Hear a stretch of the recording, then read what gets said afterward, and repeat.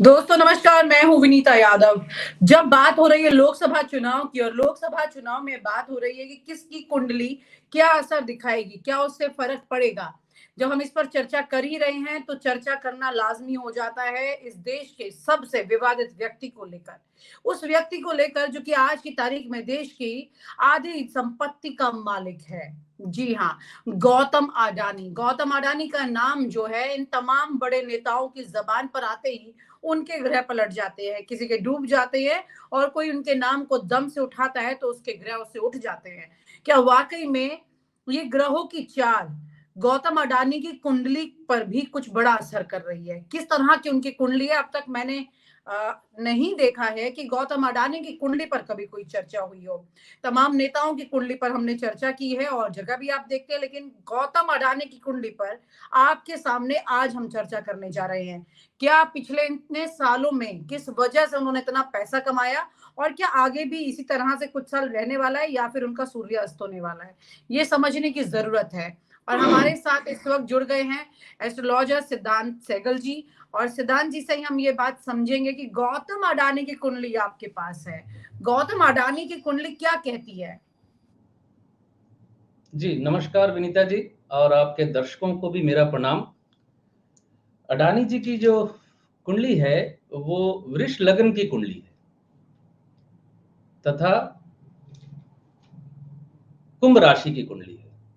वृष लग्न की कुंडली, वृष लग्न जो है वो एक स्थिर लग्न होती है और वृष लग्न का जो मतलब उनका जो फेस है वो भी चौकोर आकार का है। वो इंडिकेट करता है उनकी लग्न की सत्यता को। धनेश बुध उनके लगन में बैठा हुआ है, धन स्थान का मालिक, और पंचमेश बुध भी लगन में बैठा हुआ है, यानी बुध जो है धनेश है और पंचमेश है। उनका लग्नेश शुक्र राहु के साथ है। राहु सभी जानते हैं लगभग कि राहु थोड़ा सा तिकड़मी ग्रह होता है, तो लग्नेश का राहु के साथ चले जाना किसी चीज की प्राप्ति के लिए, किसी भी प्रकार की तिकड़म करना, क्योंकि राहु राजनीति का कारक भी है, कूटनीति का कारक भी है, तो वो सारा कुछ उन्होंने इस्तेमाल किया। और बुध धनेश, बुध बिजनेस का कारक होता है, बुध पंचमेश बुद्धि का कारक भी है और पंचम भाव बुद्धि का कारक है। तो निश्चित तौर पे तेज दिमाग तो उनका है। दिमाग अगर तेज ना हो तो आदमी इतनी उन्नति तो नहीं करता। और धनेश का लग्न में बैठना तो धन के मामले में उनको आशीर्वाद दे रहा है, जिस वजह से उनके पास धन संपत्ति है। और भावों की अगर थोड़ी बात करें तो उनका कम्युनिकेशन हाउस बहुत तगड़ा है तथा एकादशेश गुरु दशम भाव में चंद्रमा के साथ गज केसरी योग भी बना रहा है। हालांकि वृष लगन में गज केसरी योग जो होता है थोड़ा कमजोर योग होता है। खैर, मैं पूरी कुंडली का आकलन यहाँ नहीं करूंगा, वो फिर बड़ा लंबा प्रोसेस है। मेन चीज है इस वक्त वर्तमान समय उनका कैसा चल रहा है। राहु की महादशा ही उनकी चल रही है और इत्तेफाक की बात है, सॉरी, राहु नहीं, शुक्र की महादशा उनकी चल रही है और शुक्र राहु के साथ है। शुक्र तीसरे भाव में है, योगा योग के भाव में। शुक्र राहु के साथ कंप्रोमाइज होके राहु के लक्षणों को अडॉप्ट कर रहा है। और राहु ग्रह की जो क्वालिटी होती है वो जिस ग्रह के साथ होता है उस ग्रह के फलों को एम्प्लीफाई कर देता है। शुक्र सुख का कारक है, शुक्र लग्जरी का कारक है, तो लग्जरी निस्संदेह उनके पास है। हमें जो देखना है इस वक्त वो वर्तमान समय में इस वक्त उनकी जो दशा चल रही है उसे। और शुक्र की महादशा उनकी कब से शुरू हुई है? हाँ, ये बढ़िया अच्छा प्रश्न पूछा आपने। इत्तेफाक की बात है कि शुक्र की महादशा उनकी 2014 को शुरू हुई। तो इसमें कोई दो राय नहीं है कि 2014 से उन्होंने इमेंस ग्रोथ अपनी की है। हाँ, और और शुक्र उनका नवंबर कहाँ पर प्लेस्ड है जो इतना फर्क उनको फायदा दिया है, क्योंकि हर एक का फायदा शुक्र को फायदा नहीं दे सकता ना। नहीं दे सकता, नहीं दे सकता। शुक्र राजनीति के कारक और तिकड़मी ग्रह के साथ योग बना गया तीसरे भाव में। और इत्तेफाक की बात है कि 1 नवंबर 2014 से उनकी शुक्र की महादशा शुरू हुई है। ऐसा नहीं है कि 2014 की शुरुआत में ही उनका परिवर्तन हो गया था। 2014 में यानी कुछ महीने लगे थे सरफेस में आने में, न्यूज में आने में उनके, और 2014 से लगातार उनका जो समय फेवर में ही गया। शुक्र की महादशा में शुक्र की अंतर्दशा अच्छी गई, 18 से 19 तक सूर्य की अंतर्दशा थी, और 19 से 20 तक चंद्रमा था, 20 से 22 तक, जनवरी 22 तक मंगल की अंतर्दशा थी। मंगल इनका एकादश में बैठा हुआ है, चलित में, हालांकि द्वादश में है लेकिन चलित में एकादश में है, तो मंगल ने फायदा दिया। सूर्य धन स्थान पे बैठा हुआ है, सूर्य की अंतर्दशा शुक्र के बाद वो भी इनके लिए फायदे वाली गई। सूर्य के बाद चंद्रमा की अंतर्दशा, चंद्रमा गुरु के नक्षत्र में है, गुरु दशम भाव में बैठे हुए हैं, गुरु एकादशेश भी हैं जो कि प्राप्ति का भाव होता है, डिजायर फुलफिलमेंट का भाव होता है। तो गुरु की अंतर्दशा तक इनका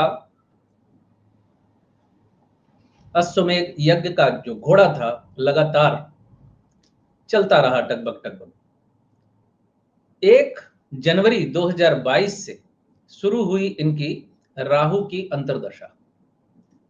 आप देख सकती हैं, आप मीडिया पर्सन हैं, जनवरी 2022 के बाद इनके बारे में हर प्रकार की बात, हर प्रकार की चर्चाएं मीडिया में होने लगी। तीसरा भाव मीडिया का भाव भी है, और राहु तीसरे भाव में ही बैठा हुआ है, और 1 जनवरी 2025 तक ये राहु की अंतर्दशा रहने वाली है। तथा और गहराई थोड़ा जानना चाहती हूं तो राहु बुध के नक्षत्र में है, बुध बिल्कुल प्रथम भाव में है, बुध द्वितीयेश है, लेकिन द्वितीयेश होकर यानी धनेश बुध का लगन में बैठना धन के मामले में अच्छा तो हुआ, लेकिन बुध द्वितीयेश है और वो लगन में आने की वजह से द्वितीय भाव से, अपने भाव से द्वादश भाव में चला गया। राहु बुध के नक्षत्र में है, तो द्वादश भाव, किसी भी भाव का द्वादश भाव से कनेक्शन होने का मतलब है उस भाव का लॉस। तो राहु की अंतर्दशा में आपने देखा पिछले 1-1.5 साल में उनको काफी नुकसान भी हुआ, धन का काफी नुकसान उनको हुआ। तो राहु की अंतर्दशा जो आप बता रहे हैं ये अभी लंबा चलने वाली है, आप कह रहे हैं 1 सितंबर 2025 तक है। 1 सितंबर 2025 तक, लगभग 1.5 साल का भी एक समय है, 1.25 साल का। लेकिन इस समय में मतलब ये कि इनके लिए मुश्किलें रहने वाली हैं। अभी फिलहाल 1 जनवरी 2025 तक मुश्किलें हैं, उसके बाद बृहस्पति की अंतर्दशा इनको शुरू हो जाएगी शुक्र में। बृहस्पति की अंतर्दशा इनको फिर बैलेंस करने का मौका दे देगी, सुधार देगी। तो इनके मतलब मैं एक सवाल पूछना चाह रही थी, अक्सर ऐसे ग्रह नक्षत्र से पता लग जाता है कि आपके दुश्मन कौन है और आपके दोस्त कौन है। पिछले ही कुछ वक्त में, अभी कुछ दिन पहले प्रधानमंत्री नरेंद्र मोदी ने अडानी अंबानी का नाम लेते हुए राहुल गांधी पर निशाना साध दिया था। तो क्या अडानी इनकी अभी दोस्त की फेहरिस्त में चल रहे हैं या किसी और लिस्ट में शामिल हो गए हैं? क्योंकि आप जो कुंडली बता रहे हैं उसके हिसाब से थोड़े टाइमिंग के लिए मुश्किलें हैं, उसके बाद वापस ठीक होगी। हो सकता है संबंध खराब होने का वक्त चल रहा हो। मोदी जी की जो महादशा चल रही है, मंगल की चल रही है, और इनकी शुक्र की महादशा तो है, लेकिन इनकी जो अंतर्दशा जो राहु की चल रही है, महादशा नाथ से राहु का, मंगल और राहु का संपर्क अच्छा नहीं होता। मंगल राहु का कॉम्बिनेशन होने का मतलब ही है वो धमाका, जैसे दिवाली का पटाखा फटे जो एक धमाका होता है, वो चीज इंडिकेट करती है। मतलब कुंडली भी कह रही है कि दोनों अभी उतने करीब नहीं है, मुश्किलें और दूरियां बढ़ चुकी हैं इस वक्त में भी। इनका खुद का समय अच्छा नहीं है, इनका खुद का भी, अडानी जी का खुद का समय भी अच्छा नहीं है, और मोदी जी के समय के बारे में तो मैं बता ही चुका हूं, बहुत बेहतर समय नहीं है।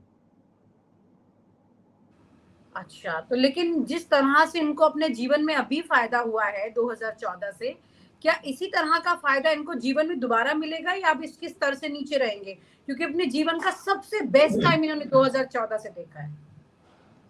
1 जनवरी 2025 से जब गुरु की अंतर्दशा शुरू होगी, थोड़ी बेहतर स्थिति में तो आएंगे, लेकिन गुरु इनका एकादश स्थान का लॉर्ड है, जहां से प्राप्ति होती है, इच्छा पूर्ति होती है। गुरु राहु के नक्षत्र में, मतलब राहु के साथ जब गुरु कंप्रोमाइज हो रहा है, तो वहां इनके लिए वो परिस्थिति फिर वापस उस तरह की नहीं लौटेगी। मतलब ये झंझट है कि बने जितना रहेंगे। फायदा इनको अब तक मिला है उतना फायदा अब इनको आगे मिले ऐसा जरूरी नहीं है। नहीं नहीं नहीं मतलब नहीं, अडानी अपने जीवन का सबसे बेहतरीन वक्त जी चुके हैं। लगभग अपना बेहतरीन वक्त वो बिता चुके हैं, अभी बिता भी रहे हैं। शुक्र की महादशा हालांकि अभी उनकी है 2034 तक, 2034 तक है। हाँ, लेकिन आपने कहा राहु की अंतर्दशा शुक्र में आ जाएगी, आ चुकी है, आ चुकी इसकी है। वजह से 1 उनको जनवरी दिक्कतें होंगी। 1 जनवरी 2022 से राहु की अंतर्दशा चल रही है, और मैं कोई अपनी तरफ से कुछ नहीं बोल रहा, आप खुद मीडिया रिपोर्ट्स उठा के देख लीजिए। 1 जनवरी 2022 के बाद ही इनके ऊपर झंझट बढ़ने लगे। वो हिडनबर्ग की रिपोर्ट हो या कहीं से कोई भी रिपोर्ट आ रही हो, अडानी जी का विभिन्न मामलों में उनका नाम आ जा रहा हो। आपने देखा होगा लॉकडाउन के टाइम पे भी उनके बारे में कृषि, एग्रीकल्चर इत्यादि में भी, किसान आंदोलन के वक्त भी उनका नाम उठा था, वो साइलो काफी वगैरह जो। विवादित रहा उनका नाम।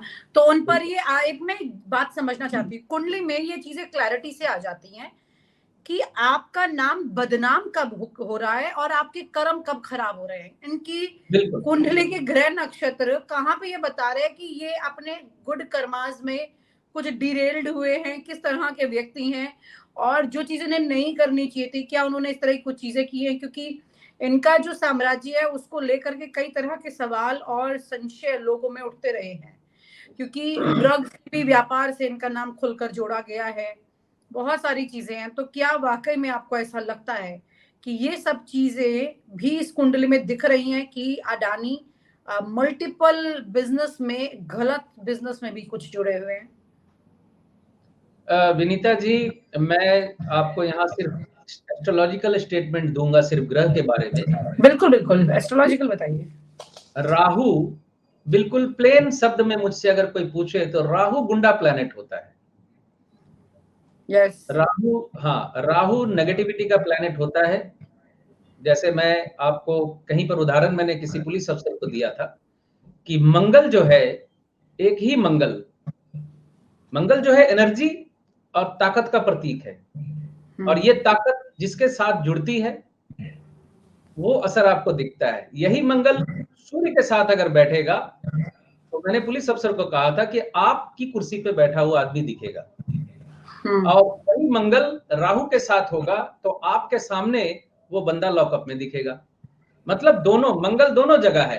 अब मंगल मंगल एक्चुअली मुख्य कारक है इस चीज का, ताकत का कारक मुख्य मंगल है। सूर्य के साथ जुड़ेगा तो पॉजिटिव ताकत आएगी, और राहु के साथ जुड़ेगा तो नेगेटिव ताकत गेन करेगा। और तो राहु, मंगल मोदी जी का है और राहु इस वक्त इनका चल रहा है। वो तो खैर महादशा और इनकी अंतर्दशा चल रही है, वो उनकी भी महादशा और इनकी अंतर्दशा, तो वो भी मिलती है आपस में, क्या फर्क पड़ता है? वहां मैच नहीं कर रही है, वो भी तो प्रॉब्लम खड़ी कर रही है। इसी वजह से उनका नाम इन्होंने ले लिया। क्या राजनीति कोई मजबूरी हो, क्या बात हो। ओके। तो आपने मोदी जी की कुंडली भी देखी है और इनकी कुंडली तो आप देख ही रहे हैं।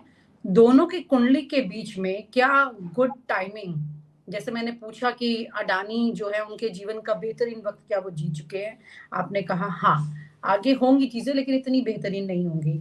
ऐसे ही मोदी जी और इनकी कुंडली के बीच में अगर देखें तो नरेंद्र मोदी की कुंडली और गौतम अडानी की कुंडली, दोनों के बीच में ग्रह का जो कॉम्बिनेशन है वो बेस्ट निकल चुका है या आगे और भी होगा? देखिए, एक एक कॉम्बिनेशन तो है। मोदी जी की अगर वृश्चिक लग्न माने, नहीं भी माने तो वृश्चिक राशि तो है, और इनकी जो है वृष लग्न है। वृश्चिक राशि यानी वृष लग्न में सप्तमेश में वृश्चिक वृश्चिक राशि होती है। तो वृष का और वृश्चिक का आमने सामने होना, वृष लग्न का और वृश्चिक का आमने सामने होना, आपस में एक संबंध का योग तो बनता ही है। लेकिन यहाँ एक दूसरे के लिए मारक भी होते हैं वो, यानी, अच्छा। हाँ, आप जानिए सप्तम भाव मारक भाव होता है। सप्तम भाव मारक भाव भाव होता है। जी। पार्टनरशिप, इसीलिए कभी भी कोई भी पार्टनरशिप बहुत लंबे समय तक नहीं चलती। स्वार्थ अच्छा, की तो इनकी पार्टनरशिप चलती है, पार्टनरशिप की एक लिमिट है, जरूरी नहीं कि एक हमेशा ही चलती रहे। एक लिमिट होती है। ओके, यानी कि कुल मिलाकर के इस वक्त जो है गौतम अडानी की कुंडली से इतना जरूर पता लग रहा है कि उनकी कुंडली जो है वो अब एक अच्छे वक्त से थोड़ी परेशानी की तरफ जा रही है। एक आखिरी सवाल थोड़ा सा फिर आ रहा है मेरे जहन में कि गौतम अडानी की कुंडली क्या ऐसी है कि सोशल कॉज में बहुत फायदा दे, क्योंकि ये कुंडली में दिखता है कि कोई इंसान जनमानस के लिए बहुत काम करता है। क्या उनकी कुंडली में ये दिखता है? जुपिटर देखिए उनके कर्म भाव में है, यानी दसम भाव में बैठा हुआ है गुरु के साथ। तो जुपिटर कुछ समाज सेवा के काम या स्कूल यूनिवर्सिटी के लिए कुछ करने की इच्छा, इस तरह की एक्टिविटी उनकी कुंडली में है। शिक्षा के क्षेत्र में कुछ करने की इच्छा है। ये तो उनकी इनर ये वर्क एक्सपेंशन हो गया। मैं जनमानस के लिए मुफ्त जो लोग काम करते हैं, जनता के लिए अपना जीवन निकालते हैं, कुछ उनके लिए करते हैं, क्योंकि बहुत पैसा है इनके पास आज, तो ये लोगों की मदद कर सकते हैं। मैं इसलिए जानना चाहती थी। ये शिक्षा के मामले में कुछ कर सकते हैं। अच्छा, शिक्षा के क्षेत्र में लोगों की मदद कर सकते हैं, बाकी और नहीं कर सकते जी। खैर, शिक्षा का क्षेत्र तो खुद पैसे बहुत कमा के देता है इस देश में, इसमें आगे मैं क्या कहूँ। लेकिन हाँ, अगर वो मदद करेंगे तो बहुत अच्छी बात होगी। बहुत-बहुत शुक्रिया आपका सिद्धांत जी। यहाँ पर आपने गौतम अडानी की कुंडली बताई, जिसमें आपने नरेंद्र मोदी के साथ उनके करीबी रिश्ते और फ़ायदे का वक़्त 2014 से शुरू हुआ गुड टाइम अब डिफ़िकल्टी की तरफ जा रहा है। हालाँकि पूरी तरह से नुकसान नहीं दिखाई दे रहा है। बहुत-बहुत शुक्रिया आपका। Thank you so much. और आप हमसे जुड़े रहने के लिए सब्सक्राइब करें YouTube पर, फॉलो करें Twitter पर और लाइक करें Facebook पर। और ज्यादा जानकारी के लिए आपको टाइप करना होगा सिर्फ न्यूज़ नशा।